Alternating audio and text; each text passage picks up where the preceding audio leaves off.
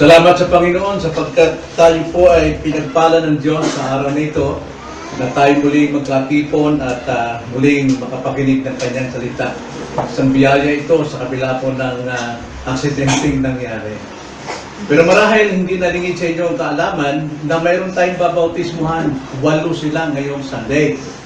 Sila itong mga taong nagbigay at alay ng kanilang buhay sa pakikinig, sa pag-unawa, hanggang sa huling sandali ng kanila pong interview, alam nila kung bakit sila magpapabautismo. Alam nila na sila ay mga iniligtas ng Panginoon, hindi batay sa kanilang damdamin, kundi batay sa patotoo ng salita ng Diyos. At yan ay ating sinuring maigi. Kaya nga po, ito yung mga taong pinatawad ng Panginoon sa kanilang kasalanan.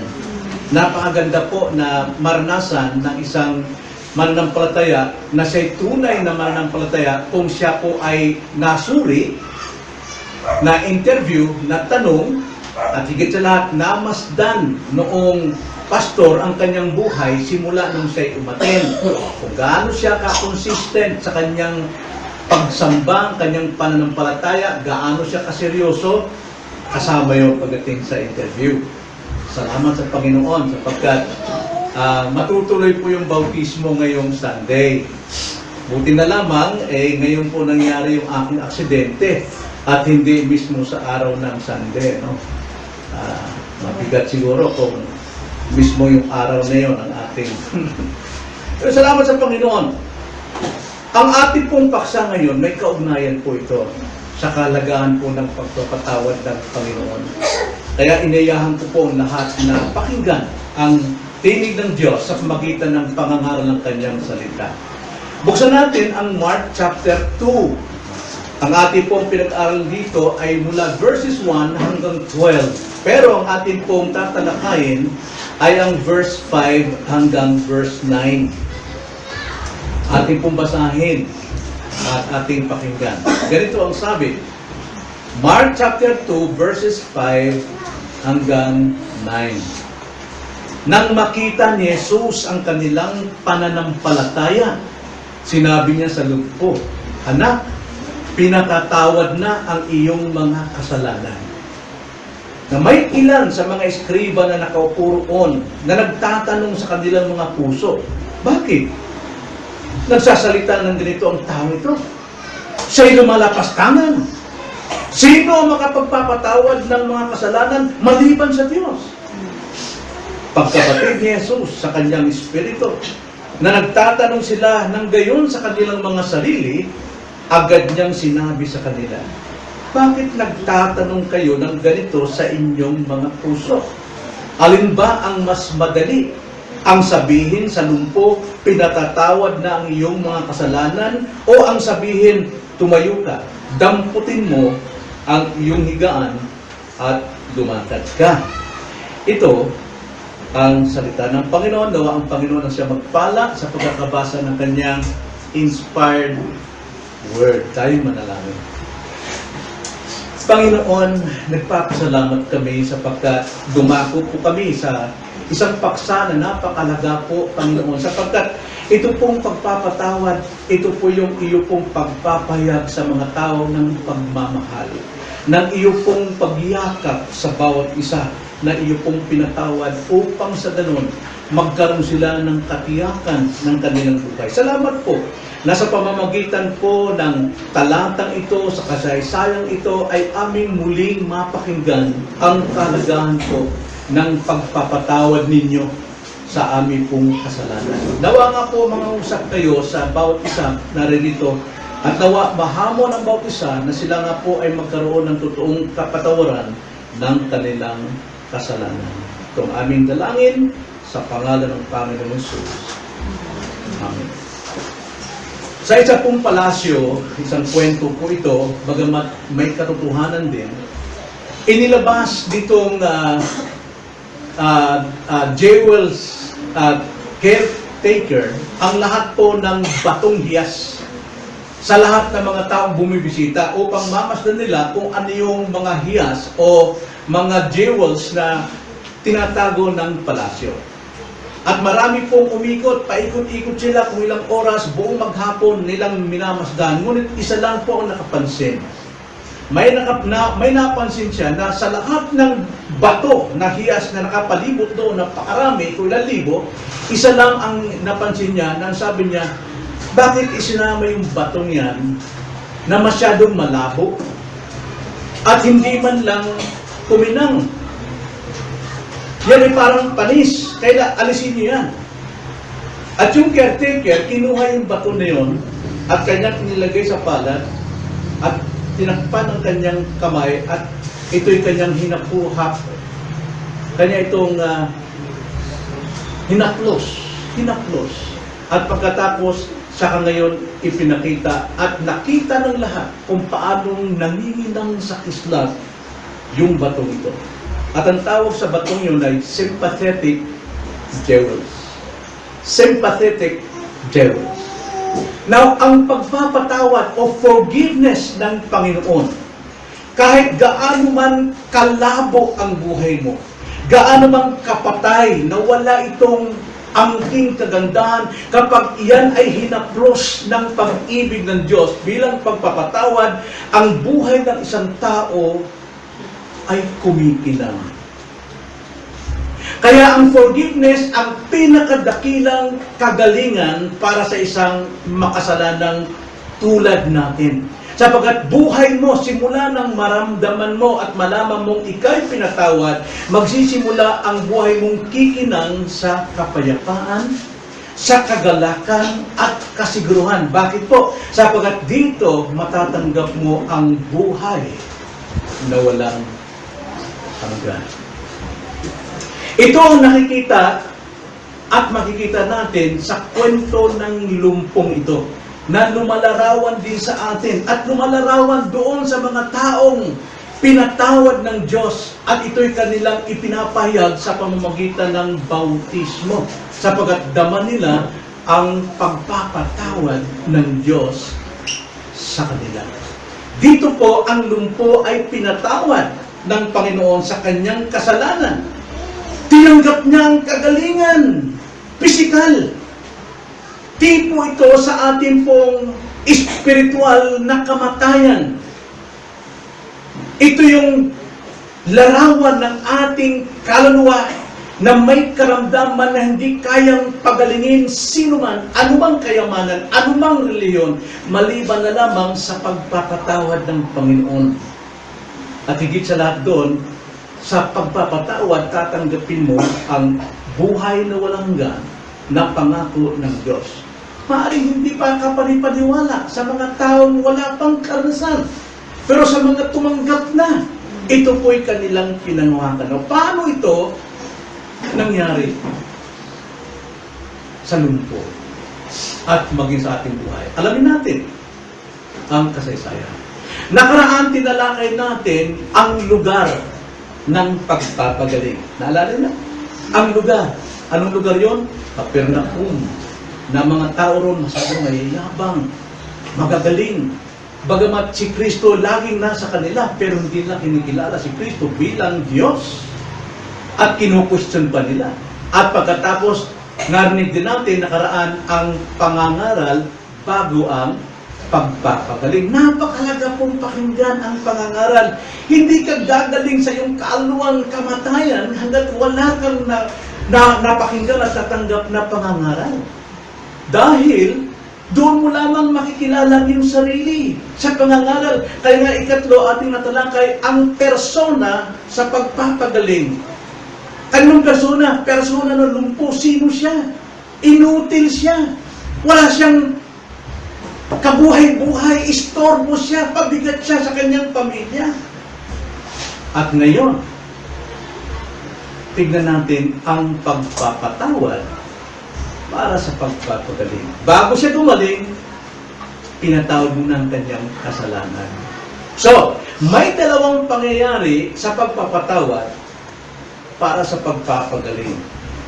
Una, tignan natin ang prioridad. Prioridad. Ikalawa, ang pagpuprotesta. Mayroong nagprotesta. Para itong mga komunista talaga. Kunting problema ng gobyerno, rally. Meron yan eh. Hindi yan luma, noong pa yan.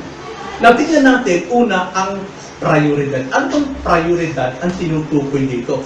Ano yung prioridad na nakikita ng Panginoon bago siya magpagaling? Verse 5, ating basahin. Nang makita ni Jesus ang kanilang, ano daw? Pananampalataya. Yun yung prioridad. Sa paglapit ng mga tao na nakapakinig ng pangangaral, prioridad na makita ng Panginoon ang pananampalataya. At dahil dito, sinabi niya sa lumpo, anak, pinatatawad na ang iyong mga kasalanan. Pero pansinin, sino ang may pananampalataya? Ang apat na magkaibigang bumuhat sa lumpo. Sa palagay niyo, walang pananampalataya yung lumpo? Palagay ko mayroon. At dapat lang magkaroon dahil tayo yun.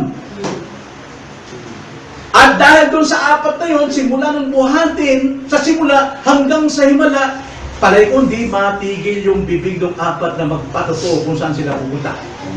Wala silang tigil sa pagpapatotoo na si Jesus ang nagligtas sa kanila. Maring may mga karamdaman din sila. Si Jesus din ang nagpagaling sa kanila. Kaya walang tigil sa pagpapatotoo yung mga pumasan sa lumpo na ipakilala si Jesus. And faith cometh by hearing. Hearing by the message of Christ. Ito. Kaya dito, yung apat na ito na prioridad sa meeting na yon, sa pagtitipong yon, nakita ng lahat ng tao. Nakita ni Jesus, nakita rin ng lumpo, ng pananampalataya ng apat na ito ay nakikitang may pagmamalasakit.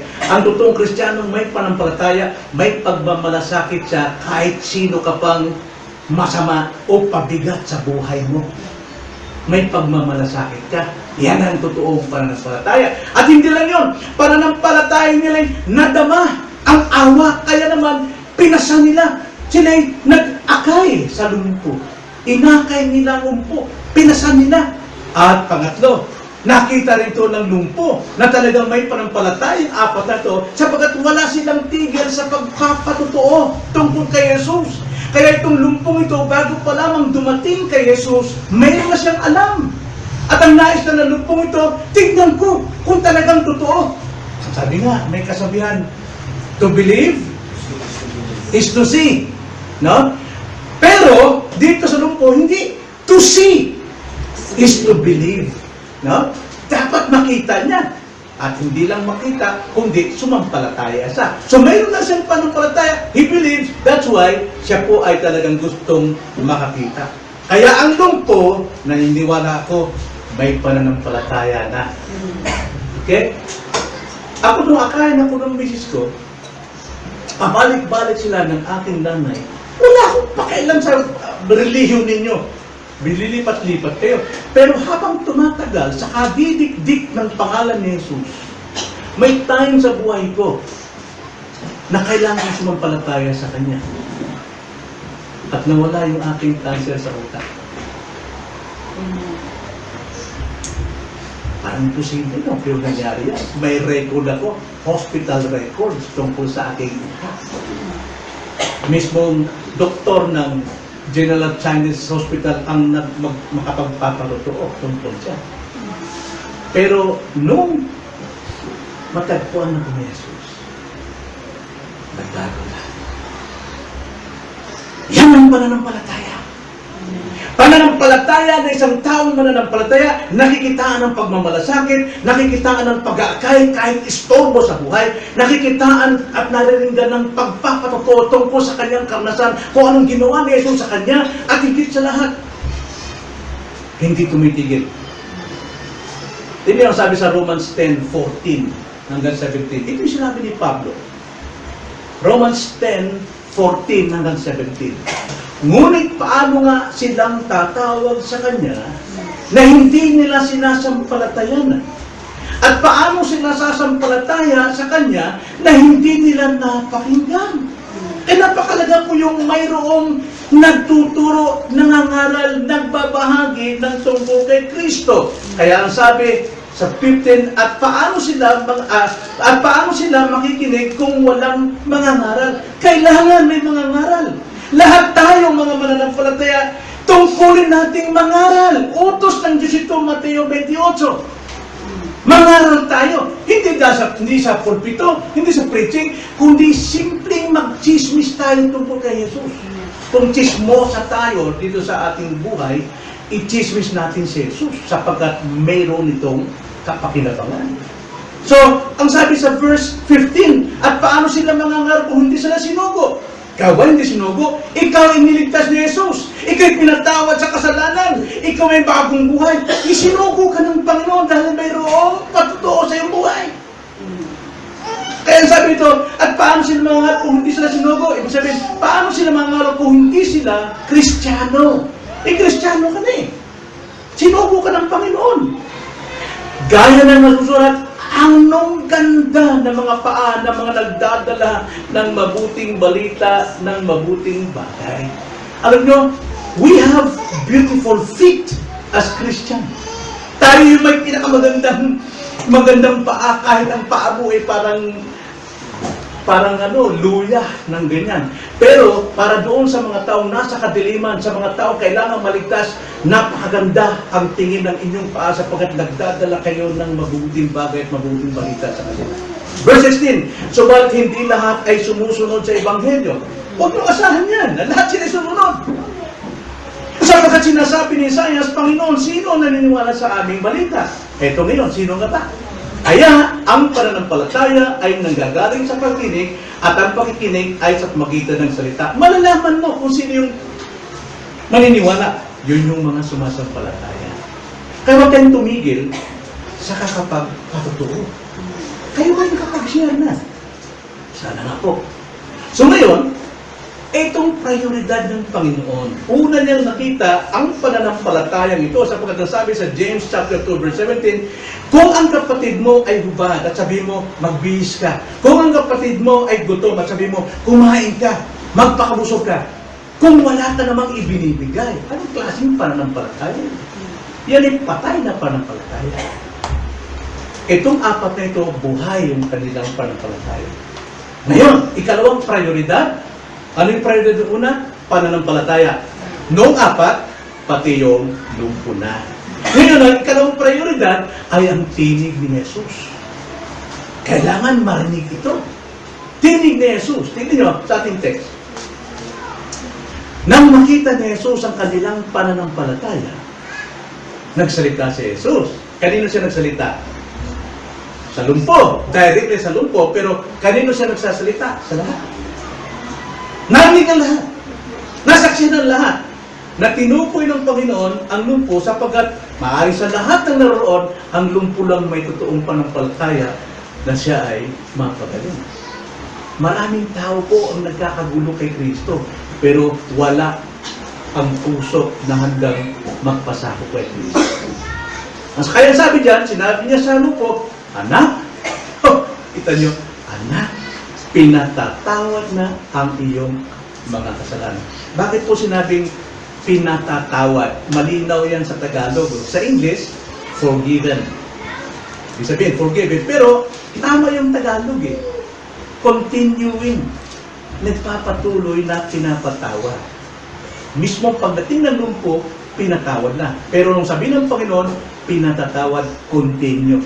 So, prioridad na marinig ng lumpo ang tinig ni Jesus. Prioridad na marinig ng lahat ng tao kung ano yung tinig ni Jesus. Ngayon, bagamat ako nagsasalita, pero salita ni Jesus ang inyong narinig. Tinig niya ang inyong narinig.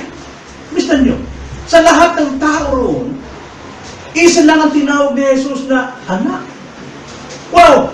A very comforting word. Nakakaaliw talaga. Kaya napakalaga po na mag-akay tayo ng mga tao sa pangangaral sapagkat marinig nilang tinig ni Jesus at sila'y maaaliw. Wow! Yung pala si Jesus, yung palang ginagawa sa akin. Pero kung walang pakikinig, hindi sila maaaliw. Ano man problema nila? Kaya tulong pong ito, narinig niya ang tinig ni Jesus na tinawag siyang anak. Anak? Pinatatawa.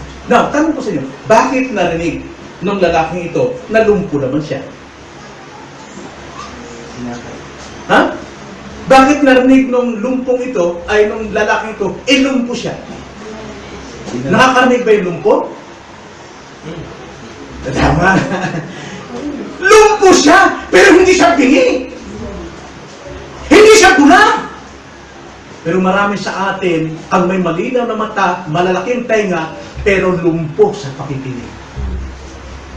Hindi hatang ang kanyang pagiging lumpo dahil bukas ang kanyang tenga, bukas ang kanyang mga mata.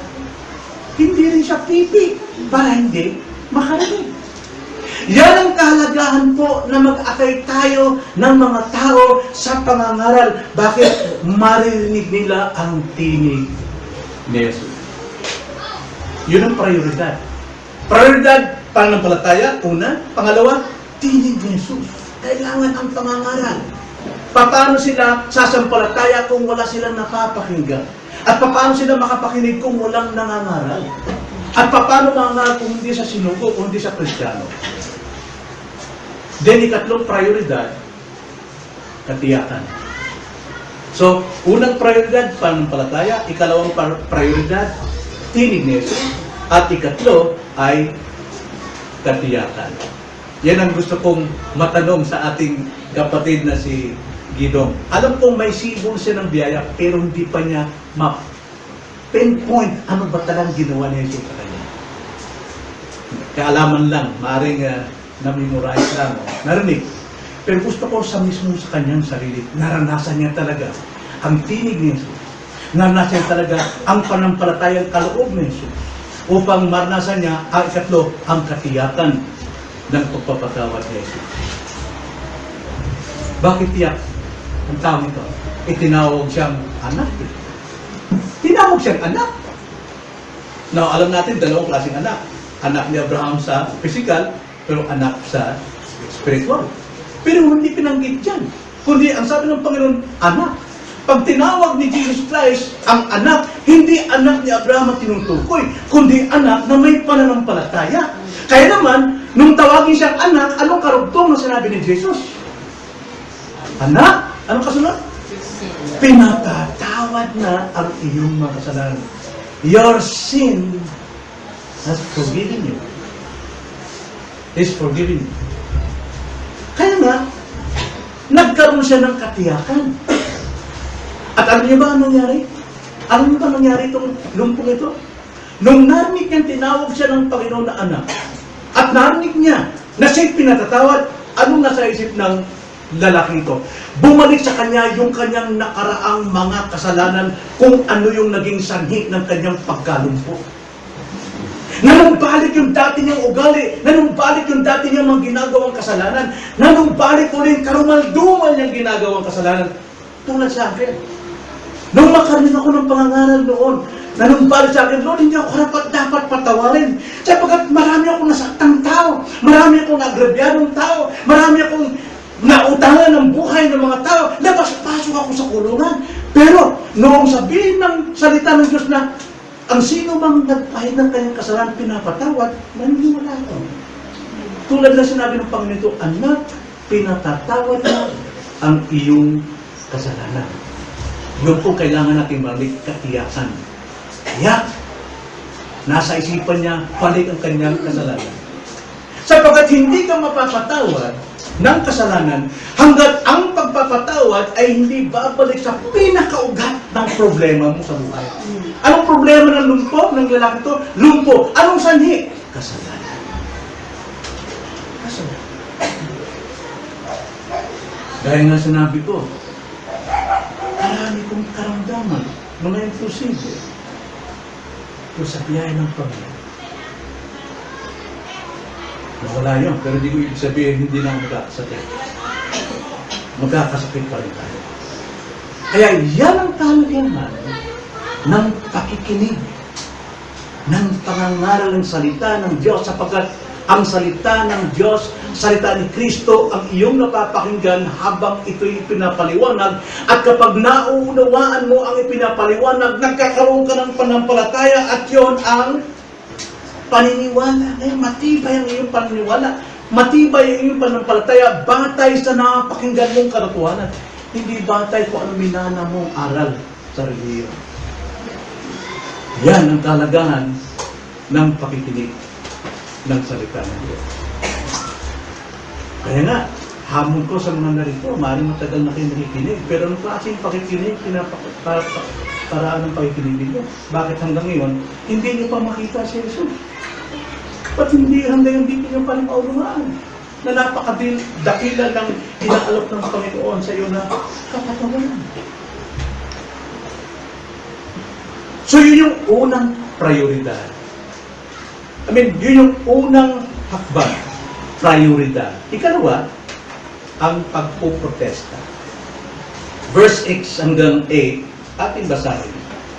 May ilan sa mga eskriba na nakaupo roon na nagtatanong sa kanilang mga puso. Puso nila nagtatanong, nagreklamo. Bakit nagsasalita ang ganito ang tao ito? Sinong tao tinutukoy nila? Si Jesus. Sapagkat ang alam nila, tao lang si Jesus. Alam nila na tao lang. At maaaring dito sa atin, mayroon ding panindigan, tao lang si Jesus. Ba't ako maniniwala sa kanya? Hindi naman sa Diyos. Tao lang si Jesus. Pero, teka muna. Sabayan mo yung eskriba ngayon na pinatutunahin ni Jesus na si Diyos. Kaya sabi, bakit nagsasalita ng ganito ang tao ito? Siya yung malapastangan. Bakit? Sasabi na, hindi ba Diyos lang ang makapagpapatawad ng kasalanan? Bakit sasabihin ng Jesus na ito, tao lang siya? Pinapatawad niya ang kasalanan ng lumpong ito? Mabigat yan. Kailangan makita namin ang ebidensya. Kailangan makita namin ang patotoo. Kung tunay nga na itong taong si Jesus ay nakapagpapatawad ng kasalanan at anong kanilang patotong hinahanap. Basahin natin. Pagkabatid ni Jesus sa kanyang espiritu, na nagtanong sila ng gayon sa kanilang mga sarili, agad nang sinabi sa kanila, bakit nagtatanong kayo ng ganito sa inyong mga puso? Verse 9. Ano sabi sa verse 9? Alin ba mas madali? Ang sabihin sa lumpo, pinatatawad na ang iyong mga kasalanan? O ang sabihin, tumayo ka, damputin mo ang iyong higaan at lumakad ka? Alin ba mas madali? Alin ba mas mahirap doon? Para tinanong ng Panginoon ng mga eskriba, alin ba mas mahirap? Mas madali? Yung sabihin, pinatatawag ka na sa iyong kasalanan? O yung sabihin, tumayo ka, lumakad ka? Siguro, yun din ang ating iniisip, no? Now, tanda natin mga kapatid, pinatawad ang tao ito ng Panginoon. Siya ay naligtas. Kuminang ang buhay na rito. Pero tandaan natin ito, hanggang sa ngayon, kapag gawang mabuti, tandaan natin, kapag may gawang mabuti na nagawa para sa Diyos, tiyak laging may talaman.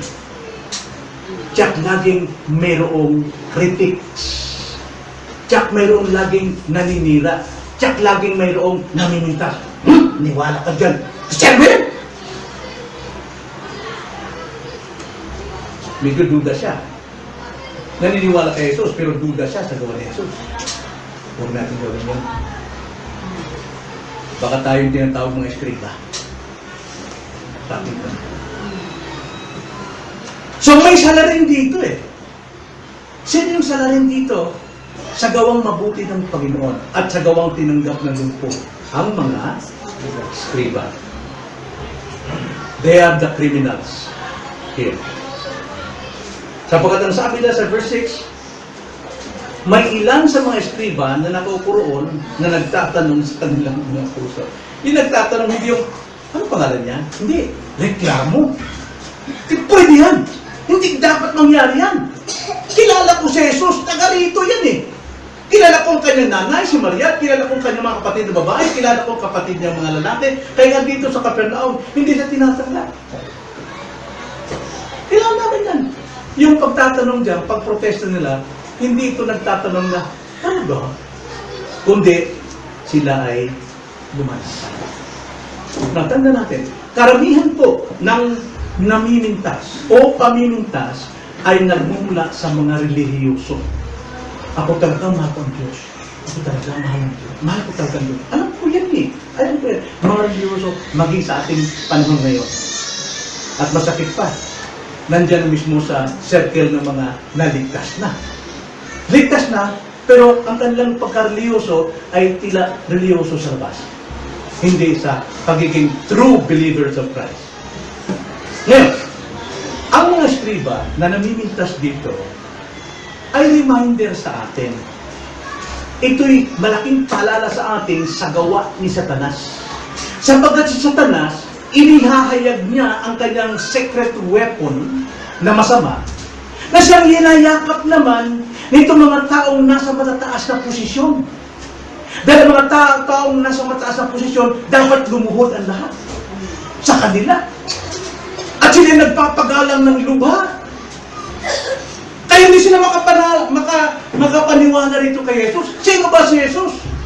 Isa lamang anak ng karpentero. Kami yung mga edukado. Kami yung mayayaman. Yan ang problema. Maging sa ating panahon.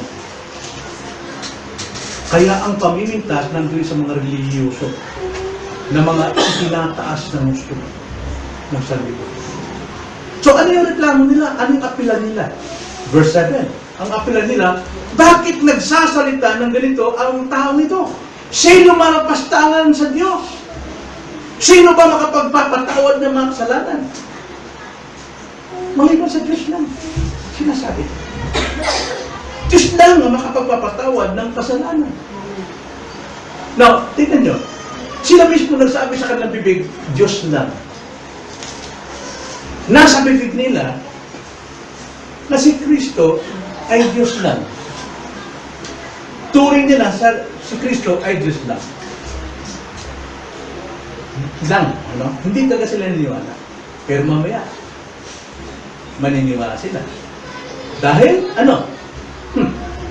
makikita nila ang katotohanan. Nasa bibig nila tungkol kay Jesus, pero hindi sila naniniwala. Ipinipilit nilang si Jesus ay lumalapastangan sa Diyos. Lantad na talantad sa kanilang mga kawalang pananampalataya. Unbelief talaga nangyari sa kanila, bagamat sila ay leader ng mga reliyon. Alam nyo, napakarami kong tao ngayon, kilalang kilala si Jesus. Pero walang pananampalataya kay Jesus. Example ko na lang si Michael. Diba, kilala mo si Jesus. Dahil tinutularan mo pa na mag-intensya, no? Sasabihin ko lang, itong patotoo kay Michael. Siya yung kasama doon sa Pampanga na nagpapalo-palo. Kasi sabi niya, ang sabi pa sa akin sa interview, kaya ba pala yung mapalapit ka sa Diyos? Sabi ko, sa palagay mo, napalapit ka sa Diyos sa ginawa mo? Binasahan ko siya ng Bible. Yun ay kalapastanganan sa Diyos. Kaya hindi ka napalapit. Nasa sumpa ka. At ang sumpa mula sa iyo hanggang sa kaapupuhan mo. Exodus chapter 20. Pinasa ko yung sa Michael. Pag ikaw naniniwala, nagtularan mo si Jesus, dahil kilala mo si Jesus, at akala mo ikay nalalapit kay Jesus, ang sumpa sa iyo, abot pa hanggang sa ikapit na salinlahin ng apo mo. Kaya hindi ko yung pagpapalapit. Ipinipilit nila na si Jesus ay lumalapastangan. Marami pong tao ngayon nakakilala kay Jesus. Hindi lamang sila gumagaya, nagpapapako sa krus, nagpapenitensya, at nag-iigit pa. Ikanlang sinasabi pa nga, si Kristo sa kanilang diin. Binibili yung mga gintong krus dahil mahal na nila si Jesus. O di kaya, bumibili ng mga retrato at lagay sa dingding, the eye. Kasi nga, kumikilala kayo sila kay Jesus. Kapag mayroon ka nakalagay dyan sa pinto mo na the eye, di ba yung liwanag na mukha ni Jesus? Hindi naman nilarawan ni Jesus. At sabi, lumalas na yung demonyo. At nalalapit sila sa Diyos. Isinasabit sa liig. Nilalagay sa bulsa, nilalagay sa jeep, hinahalikan bago magmaniho. Dahil gusto nila mapalapit sa Diyos. Pero hanggang doon lang yan. Hindi yung totoong paraan na binigay ng Diyos kung paano siya natin malalapitan. Walang kaligtasan. Nakikita. Now, itong mga eskriba, ang tingin nila kay Jesus, Diyos lang, hindi totoo. At lumalapas tayo. Ngayon, tingnan natin ang ikatlo. ang kabatiran ng nagpoprotesta? Ano yung alam nila? Verse 8. Sabi nila, pagkabatid ni Jesus sa kanyang espiritu na nagtatanong sila ng gayon sa kanilang mga sarili, agad niyang sinabi sa kanila, bakit nagtatanong kayo ng ganito sa inyong mga puso? Hanggang saan ang kabatiran nitong mga eskriba? Hanggang puso lang. No? Sa kanilang puso, nagreklamo sila, sino ito? Sino ito? Lumalapastangan. Pero yung alam nila sa puso, alam ni Jesus. Naririnig ni Jesus ang kanilang puso. Nakikita ni Jesus ang kanilang puso. Alam niyo, sa totoo, sabi ni Jesus sa kanila, bakit kayo nagsasalita ng ganyan sa inyong puso? Sino hindi magugulat nun? Nabasa mo yung isipan ko? Nabasa mo yung puso ko? Pitong tao ito, hindi sila nagpagulat. Hindi sila natinag. Nagkunwari silang hindi alam ni Jesus so paano yung puso niya. Pero alam nila. Ganyan po yung mga tao kahit na tinatamaan na sa kasalanan ayaw magpatinag. Kahit wala ka nang magagawa, ayaw pa rin magpatinag. Yan po yung mga mapagkunwari. No? Yung akala nila, hindi nalalaman ni Jesus kung ano yung nasa puso nila, binging-bingi si Jesus sa kanyang tenga kung anong laman ng puso nila. Kaya ngayon, ang hamon ng Panginoon, eto, verse 8 hanggang 9. Pagkabatid ni Jesus sa kanyang spirito na nagtatanong sila ng gayon sa kanilang mga sarili, agad niyang sinabi sa kanila, bakit nagtatanong kayo ng ganito sa inyong mga puso? Alin ba ang mas madali? Ang sabihin sa lumpok, pinatatawad na ang iyong mga kasalanan, o ang sabihin, tumayo ka, damputin mo ang iyong higaan at lumakad. Ilang beses yung binanggit yung sabihin? 2 beses. Ito yung keyword para mahamon itong mga eskribang ito. Yung salita ko kasi ni Jesus na sabihin, no? May dalawa pong kahulugan yan. Una-una, napakadali pong magsabi, uy, pinatatawad ko na ang iyong kasalanan. Sino mang tao pwede magsalita niyan? Pero, pinakamahirap sabihin, tumayo ka at lumakad ka. Nakita niyo? Anybody, kahit sino sa atin, pwede tayo magsabi, pinatawad na kita, huwag mo na ulitin sa akin niya. Madali tayo magsabi niya. Pero dapat mayroong restitution. Ibig sabihin, may pagpapanumbalik loob. Dapat bigyan mo ng garantiya yung taong yun na talagang iyong pinatawad. Iyon ang sinabi ng Panginoon dito. Sinasabi niyong hindi ako Diyos, lumalapastangan ako. Alin ba mas madali? Ang sabihin kong pinatatawad na siya sa kasalanan o ang sabihin tumayo ka, lumakad ka? Walang mahirap sa Panginoon doon. Pero para mapatunayan ni Jesus sa mga eskribang ito, sa mga pagkunwaring ito, na Diyos siya, at siya nagpapatawad niya ng kasalanan, inutusan niya ang lumpo, tumayo ka, lumakad ka. Abay, tumayo ka at lumakad. Imposible yun. Sapagkat ang paniniwala ng mga eskriba napakalinaw, na kapag ka ang tao may karamdaman, mayroong sakit na hindi kayang gamutin, siya ay mayroong kasalanan. Ngayon, para gumaling ang tao yun sa kanyang karamdaman, dapat ayusin mo na ang pinakaugat ng problema ng tao yun. At nakita ng mga eskriba, inayos ni Jesus yung pinakaugat ng problema ng tao. Lumakad, tumayo, at lumakad. Kaya, dito, napatunayan si Jesus ay Diyos. Ngayon ikaw, kaibigan, kung hindi ka niniwala kay Jesus na Diyos at siya tao lamang, nagkakamali ka, wala ka talagang kapatawaran. Wala ka kapatawaran. Now, nais ng Panginoon, maging sa ating panahon ngayon, na kung tayo makarinig ng tungkol sa pangangaral, tungkol kay Jesus at tungkol sa Ama, dapat tayong sumampalataya, tanggapin natin. Bakit po? Pakibasa nga ang John 17:3. Anong sabi ni Jesus doon? Juan 17:3. Pakibasa lang po. Pakabilis lang. Juan 17:3. At ito ang buhay na walang hanggan, na ikaw ay makilala nila, na isang Diyos na tunay at si Yesus Kristo na iyong sinugo. Okay, ano sabi ni Jesus? Buhay na walang hanggan ang makilala ang Ama. Sabi ng mga Diyoba, o di Ama lang kailangan. No, may karugtong eh. Buhay na walang hanggan ang makilala ang Ama sa pamagitan ng pangangaral. Right? At si Jesus na sinugo niya. Ano ibig sabihin doon? Yung Ama, nais niyang magligtas sa mga tao sa pamagitan ng panampalataya kay Jesus. Sinugo si Jesus upang yung kalooban ng Ama na iligtas ang mga makasalanan ay sumampalataya, maniwala kay Jesus na siya'y Diyos, siya'y nagkatawang tao, siya yung mamamatay sa krus, kapalit ng mga makasalanan. Si Jesus ang nabugbog, siya ang nilibing at muling nabuhay.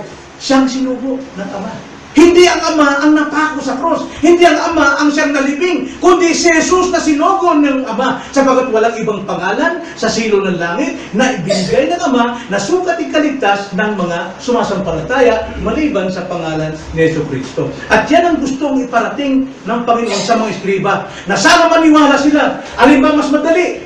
Pinatawad ka sa iyong kasalanan o sabihin tumayo ka at tumakad ka. Nakita nila pero hindi sila naniwala kay Jesus. Kaya sila mismo naghanap ng kanilang kapahamakan.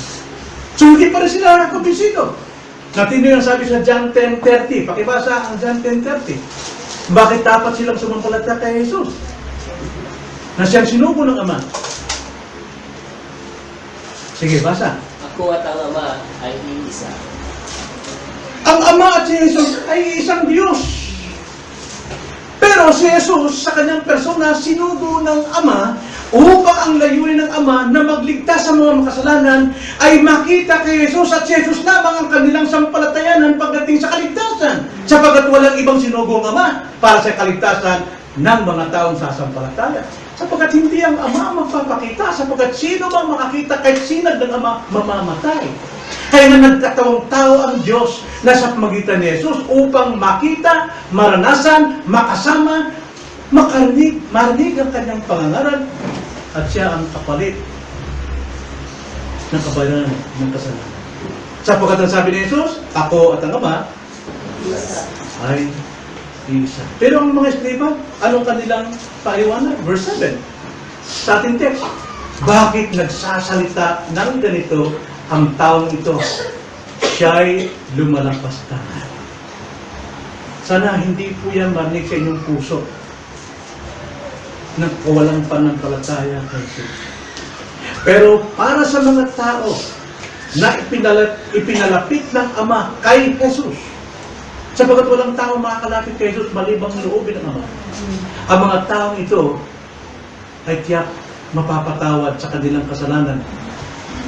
Sapagat sila ay makakarinig ng pangangaral tungkol kay Kristo at sa pamagitan ng pakikinig nila, magkakaroon sila ng paniniwala sa katotohanan na unawaan hanggang kanilang paniniwala ay magiging pananampalatayang makapagliligtas ng kanilang katotohanan.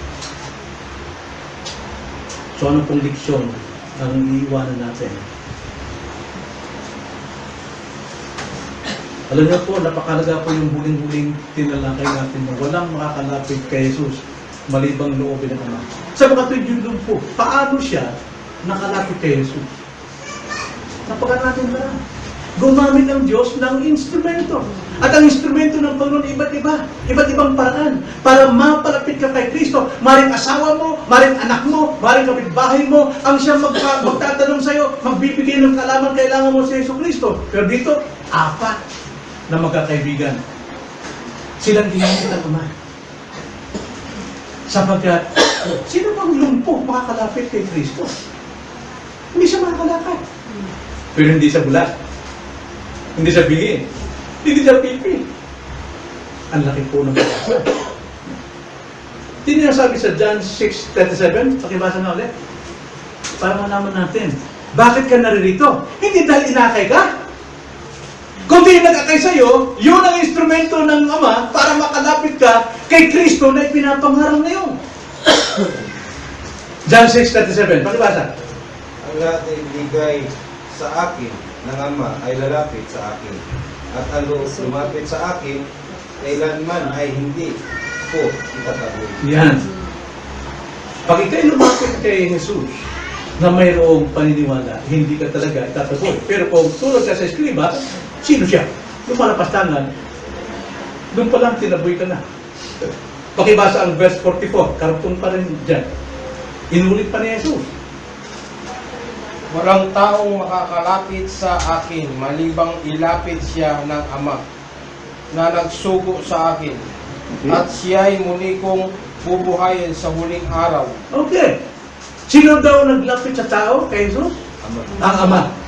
Now, bakit kay Jesus pinalapit? Dahil si Jesus ang sinugo. At si Jesus ang magbibigay ng buhay na walang hanggan. Hindi naman ang Ama.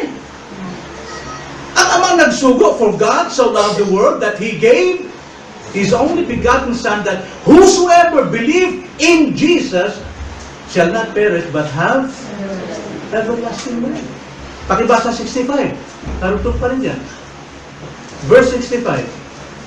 Sinabi niya, dahil dito sinabi ko sa inyo, walang tao makakalapit sa akin, malibang ipagkaloob sa kanya ng Ama. Kita niyo? Hindi po aksidente ang pagkakaparito ninyo. Ipinagkaloob ng Ama na makalapit ka kay Kristo. Paano tayo makalapit kay Kristo? Hindi natin nakikita.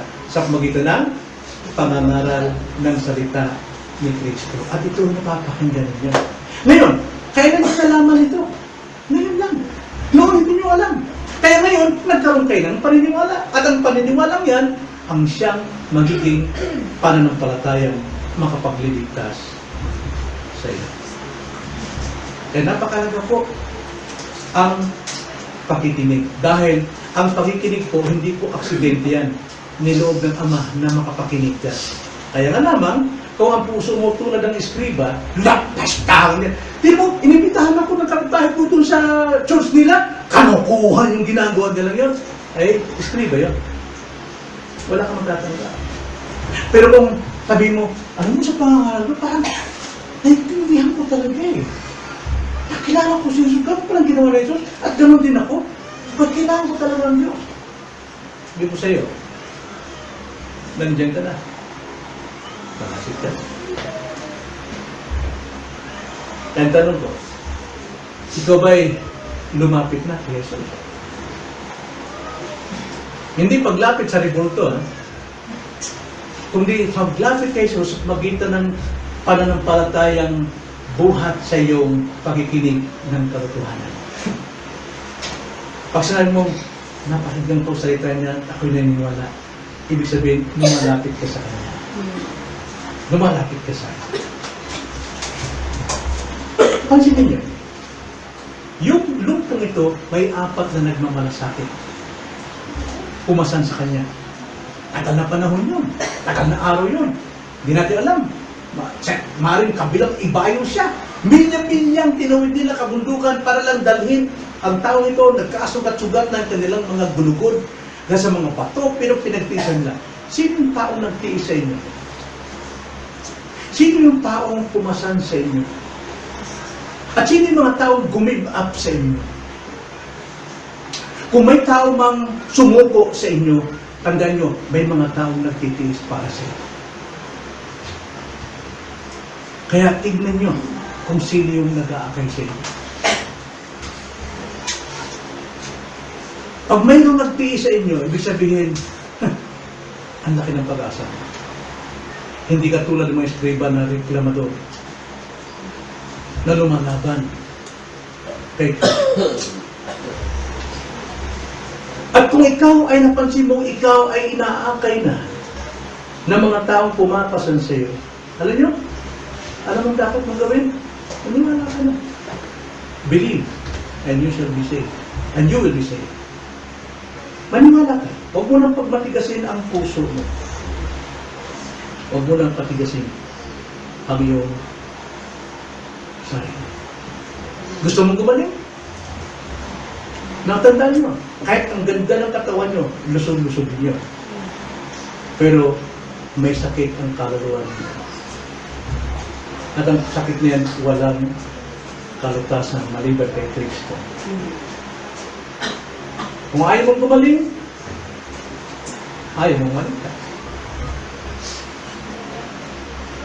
Na kung wala ka pang katiyakan sa buhay, tanda mo, hindi ka lumpo Hindi ka rin bulag. Hindi ka rin bingi. At hindi ka rin pipi. Napakalaki po ng pag-asa mo. Ano bang pinagmamatigas mo sa iyong sarili? Sumama ka sa mga taong nag-aakay sa iyo, mga nagmamalasakit sa iyo, matagal ng panahon, nagkasugat-sugat ng kanilang mga gulugod dahil sa kaka-invite sa iyo. Pagbigyan mo na. Sabi mo nung taong naghihimok sa akin nung araw, ang tawagin siya pastor ko siya nung araw, pero now, hindi kasi siya may dalawang asawa. Hindi na siya dapat maging pastor. Dapat siyang itapon sa kadiliman. Ang sabi sa akin, di pa ako manampalataya, paupo ko dyan, di ba, sa lugar na yan, si Brother Boy. Meron ako isang kahang sa gilid rito. No? Tapos kahit na mahirap ako, may kwintas akong ginto. Yan. Tapos lagi makintab ang sapatos, hanggang ngayon, ganito lang eh. Hindi ano pa palata, kaya walang pera. Para bang Ilonggo? So, sa akong dadakong pera, no? Dinatipog, dinapala, pero walang pera sa bulsa. Pautang nga to. Ay, nung ba? Dili no. Sorry. Sabi niya nung preacher, pakinggan ninyo ang tinig ng Diyos. Kung hindi nyo napakinggan ngayon, sa darating na linggo, magsasalita ang Diyos sa'yo. Kakausapin ka. Ba, tinimaan ako doon.